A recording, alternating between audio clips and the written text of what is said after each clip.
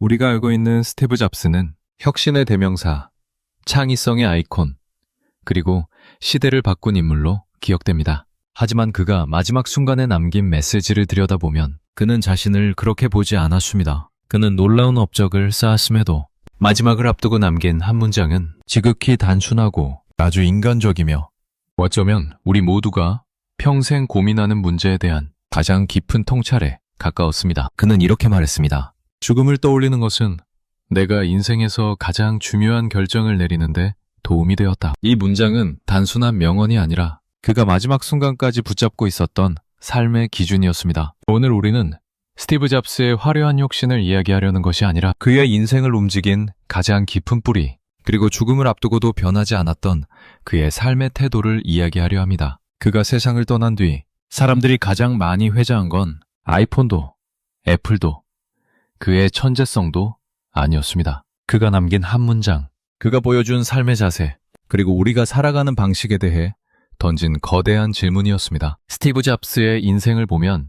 천재였고, 비범했고, 창의적이었지만 그보다 더 강렬한 건 삶을 대하는 자세였습니다. 그는 언제나 말했습니다. 당신의 시간은 제한되어 있다. 사람들은 그 말이 멋있어서 따라했지만 잡스가 그 문장을 말할 때의 무게는 우리가 상상하는 것보다 훨씬 더 깊고 절실했습니다. 그는 23살에 애플을 창업했고 30대에 자신이 만든 회사에서 쫓겨났으며 그 이후 다시 돌아와 세상을 바꿨습니다. 하지만 그 모든 과정보다 더 치열했던 것은 그가 본인의 인생을 단 한순간도 가볍게 다루지 않았다는 점입니다. 그는 젊을 때부터 죽음을 늘 가까이 두고 오늘을 마지막 날처럼 살려고 했습니다. 누군가에게는 지나친 말처럼 들릴 수 있지만 그에게는 실제로 그렇게 살아야만 했던 이유가 있었습니다. 삶은 길지 않았고 시간은 충분하지 않았고 해야 할 일은 너무 많았기 때문입니다. 스티브 잡스를 대표하는 문장이 있습니다. 그는 매일 아침 거울을 보며 이렇게 묻는다고 했습니다. 오늘이 내 인생의 마지막 날이라면 지금 내가 하려는 일을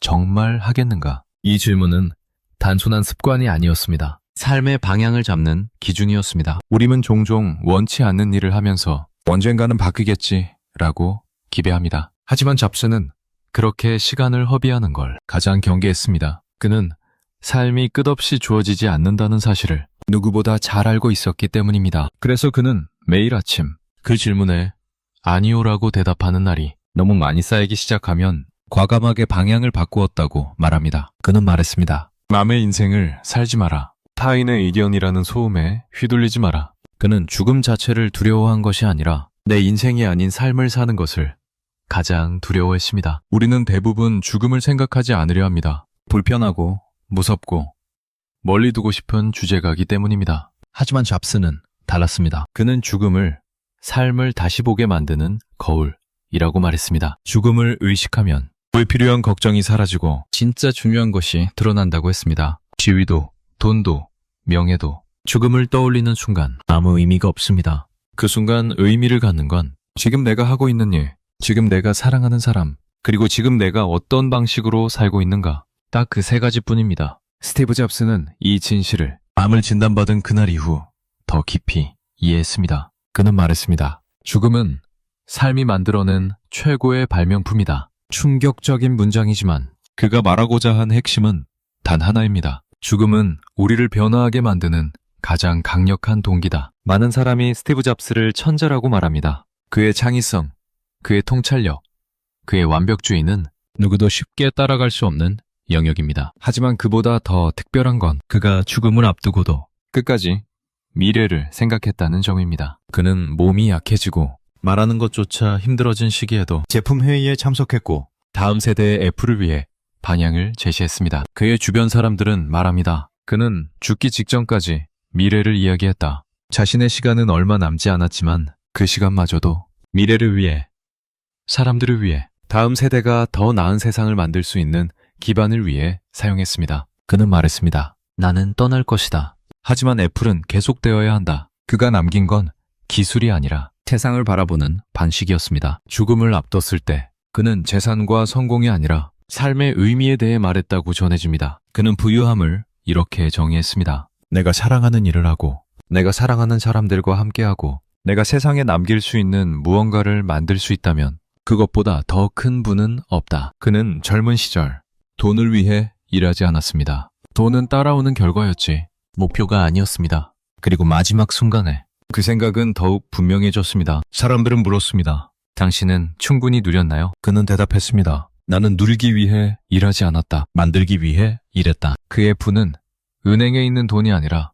세상에 남긴 영향이었습니다. 스티브 잡스의 성격을 설명할 때 사람들은 흔히 말합니다. 집착, 완벽주의, 까다로움. 하지만 정작 잡스가 가장 중요하게 여긴 건 집중이었습니다. 그는 말했습니다. 집중이란 해야 할 일을 선택하는 것이 아니라 하지 않을 것을 선택하는 것이다. 그는 병상에서도 자신이 할 수 없는 것들, 이제 손댈 수 없는 것들을 과감히 내려놓고 딱 하나, 지금 내가 할 수 있는 단 한 가지에 집중했다고 합니다. 우리는 삶에서 너무 많은 일을 하려다 아무것도 제대로 하지 못할 때가 많습니다. 하지만 잡스는 삶이 얼마 남지 않았을 때 가장 강하게 깨달았습니다. 우리가 가진 시간은 무언가에 집중하기도 모자라다는 사실을. 스티브 잡스가 남긴 가장 유명한 문장은 이겁니다. 당신의 삶을 살아라. 하지만 이 말을 단순한 자기계발 명언으로 들으면 안 됩니다. 그가 말하고자 한 의미는 훨씬 더 깊습니다. 그는 평생 누군가의 기대, 누군가의 기준, 누군가의 시선에 맞춰 살지 않았습니다. 그는 말했습니다. 타인의 의견이라는 소음이 당신 내면의 목소리를 잠식하도록 두지 마라. 그는 죽음을 앞두고 이 말을 더욱 강조했습니다. 살다 보면 우리는 많은 판단을 받습니다. 많은 조언을 듣습니다. 많은 기대를 받습니다. 그 속에서 자신의 목소리를 잃어버리는 사람도 많습니다. 하지만 삶의 끝에서 필요한 건 남의 기준이 아니라 내가 바라보는 나의 모습입니다. 잡스는 말했습니다. 내 삶을 선택한 건 오직 나였다. 그래서 나는 후회하지 않는다. 그를 가까이에서 지켜본 사람들은 그가 마지막 순간에도 감사했다는 사실을 지금도 이야기합니다. 그는 자신이 만든 제품에 감사했고, 함께 일한 동료들에게 감사했고, 세상에 자신이 남긴 발자국에 감사했고, 무엇보다도 나에게 이런 삶이 주어진 것 자체가 감사하다고 말했습니다. 그리고 그의 마지막 메시지는 놀라울 만큼 단순했습니다. 사랑하는 사람들과 보내는 시간이 가장 소중하다. 죽음을 앞두고도 그의 가치는 변하지 않았습니다. 기술이 아니라 사람, 성공이 아니라 관계, 성과가 아니라 사랑. 그의 마지막 조언은 우리가 결국 어디로 돌아가야 하는지를 알려줍니다. 죽음을 앞두고 그는 사람들에게 이 질문을 남겼습니다. 나는 어떻게 기억되고 싶은가? 그리고 이 질문은 우리 모두를 향한 질문이기도 합니다. 우리는 하루하루를 살아가지만 막상 내가 어떤 사람으로 기억되고 싶은지는 자주 생각하지 않습니다. 하지만 인생의 방향은 이 질문으로 결정됩니다. 고인이 된 스티브 잡스는 세상에 기술을 남겼지만 그가 가장 남기고 싶었던 건 삶을 바라보는 관점이었습니다. 그는 말했습니다. 죽음을 기억하면 진짜 중요한 것만 남게 된다. 오늘 이 영상을 보는 우리의 삶도 결국 이 질문으로 돌아갈 것입니다. 나는 어떻게 기억되고 싶은가? 그리고 그 답은 지금 이 순간의 선택으로 만들어집니다.